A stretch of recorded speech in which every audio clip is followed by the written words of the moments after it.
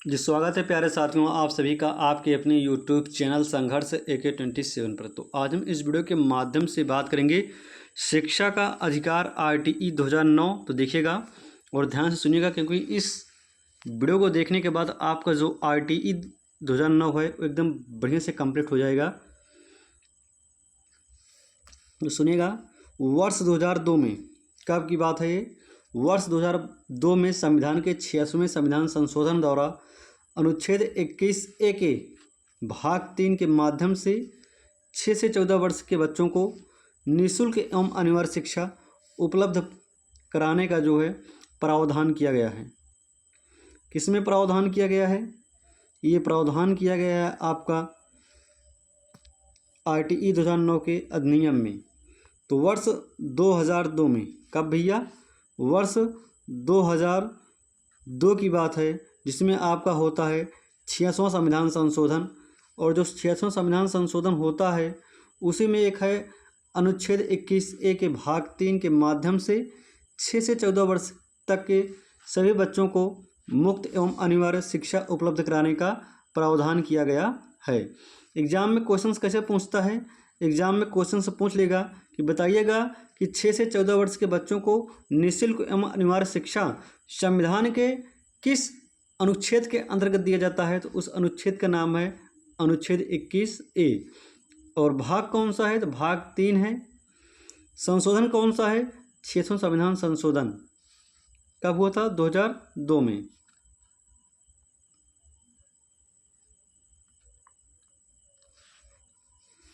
इसको प्रभावी बनाने के लिए, इसको क्या करने के लिए? इसको प्रभावी बनाने के लिए 4 अगस्त 2009 को लोकसभा में यह अधिनियम पारित किया गया, जो 1 अप्रैल 2010 से पूरे देश में क्या हो गया? लागू हो गया।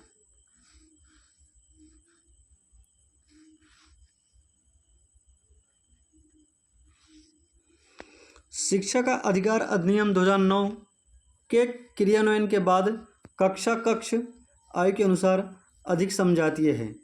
RTE का जो ऑफिशियल नेम है the right of children to free and compulsory education act 2009, निःशुल्क और अनिवार्य बाल शिक्षा का अधिकार अधिनियम 2009। धारा 12 में क्या है कि प्राइवेट स्कूलों में 25% जो सीटें हैं वो गरीब विद्यार्थियों के लिए क्या होंगी? आरक्षित होगी। तो RTE 2009 के अनुसार प्राइवेट स्कूलों में कितने % सीटें गरीब छात्रों के लिए आरक्षित हैं? तो इसका करेक्ट आंसर होगा 25%।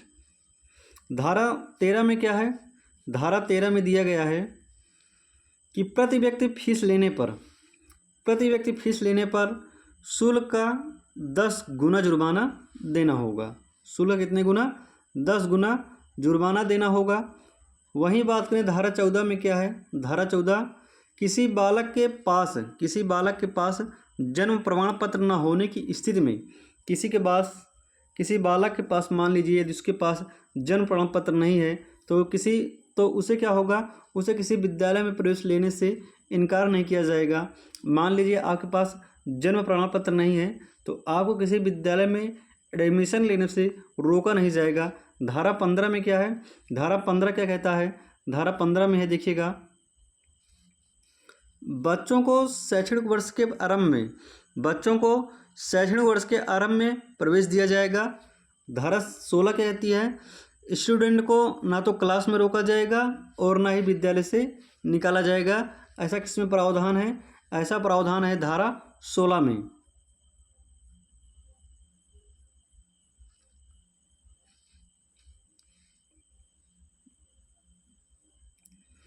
धारा 17 मोस्ट इम्पॉर्टेंट पूछा गया क्वेश्चन आपके यूपी टेट में। धारा 17 तो बच्चों को शारीरिक दंड और प्रताड़ित करना मना है। बच्चों को, जो हमारे छोटे छोटे बच्चे होते हैं, जो कक्षा 5 तक कक्षा 8 तक बच्चे होते हैं, उनको क्या करना है? उनको शारीरिक दंड और प्रताड़ित करना बिल्कुल भी मना है। धारा 24 में है शिक्षा के कर्तव्य। धारा 24 में शिक्षा के कर्तव्य बताए गए हैं। और धारा 27 में क्या है कि RTE 2009 के अकॉर्डिंग शिक्षा को गैर शैक्षणिक कार्यों में नहीं लगाया जा सकता। जो हमारे शिक्षक हैं प्राइमरी और जूनियर के, उन्हें RT 2009 में एक प्रावधान किया गया है, उन्हें किसी भी शैक्षणिक कार्यों में नहीं लगाया जा सकता, गैर शैक्षणिक कार्यों में नहीं लगाया जा सकता। लेकिन अपवाद में क्या है, जनगणना, चुनाव, आपदा प्रबंध में, इन 3 कार्यों में इन शिक्षकों को लगाया जा सकता है। धारा 28 में क्या प्रावधान है कि जो शिक्षक हैं, जो हमारे प्राइमरी और जूनियर के सरकारी शिक्षक हैं, जो गवर्नमेंट शिक्षक होते हैं, उन्हें क्या है, प्राइवेट ट्यूशन वो नहीं पढ़ा सकते हैं। और RT 2009 के अनुसार प्राथमिक कक्षाओं में छात्र एवं शिक्षक का जो अनुपात होता है भैया, वो अनुपात होता है 30:1। क्या होता है, 30:1 होता है। RTE 2009 के अनुसार प्राथमिक कक्षाओं में छात्र एवं शिक्षक का अनुपात कितना होता है, तो होता है 30:1। मतलब कि 30 से यदि छात्र हैं तो उसके स्थान पर एक क्या होगा, एक टीचर रखा जाएगा।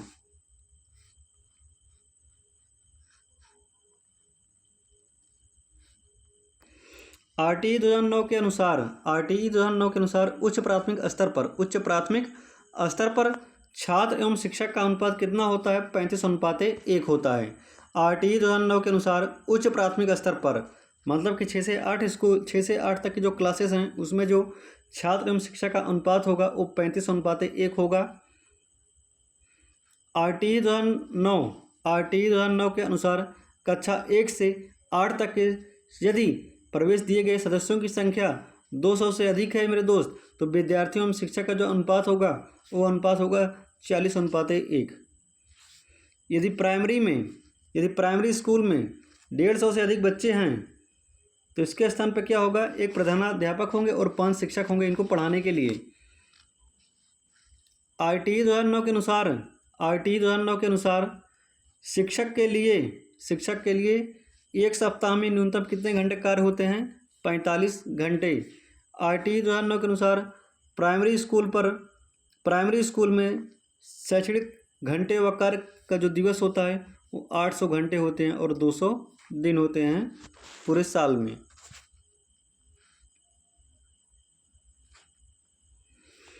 RTE 2009 के अनुसार उच्च प्राथमिक स्तर पर न्यूनतम शैक्षणिक घंटे व कार्य दिवस होता है 1000 घंटा और 220 दिन। RTE 2009 के अनुसार कक्षा तथा बालक को निष्कासित नहीं किया जा सकता, कब, कक्षा 8 तक। RTE 2009 के अनुसार कक्षा 1 से 5 तक के बालकों के घर से विद्यालय की दूरी है वो 1 किलोमीटर होनी चाहिए। RTE 2009 के अनुसार SMC स्कूल मैनेजमेंट कमेटी का जो अध्यक्ष होता है वो अभिभावक होता है। इस अधिनियम के अनुसार स्कूल के विकास के अनुदान एवं खर्च का उत्तरदायित्व तो विद्यालय प्रबंधन समिति का होगा। RTE 2009 के अनुसार विशेष आवश्यकता वाले बच्चों को किस शिक्षा व्यवस्था के अंतर्गत पढ़ना चाहिए, तो वो है समावेशी शिक्षा व्यवस्था के अंतर्गत। RTE 2009 के अकॉर्डिंग दिव्यांग बच्चों के लिए मुक्त शिक्षा 18 वर्ष तक है। कब तक है भैया, 18 वर्ष तक है। भारत शिक्षा को मौलिक अधिकार घोषित करने वाला विश्व का कौन सा देश बन गया है, 135वां। कौन सा बन गया, 135वां। और RTE 2009 के तहत अध्यापकों के प्रशिक्षण के लिए मानकों का विकास व लागू करने का अधिकार किसे होगा, तो केंद्र सरकार को। और इसी तरह से वीडियो पाने के लिए मेरे छोटे से YouTube चैनल संघर्ष AK27 को सब्सक्राइब करिएगा। और आपका जो नेक्स्ट क्लासेस आएगी वो आएगी NCF 2005 की। Thank you. जय हिंद, वंदे मातरम।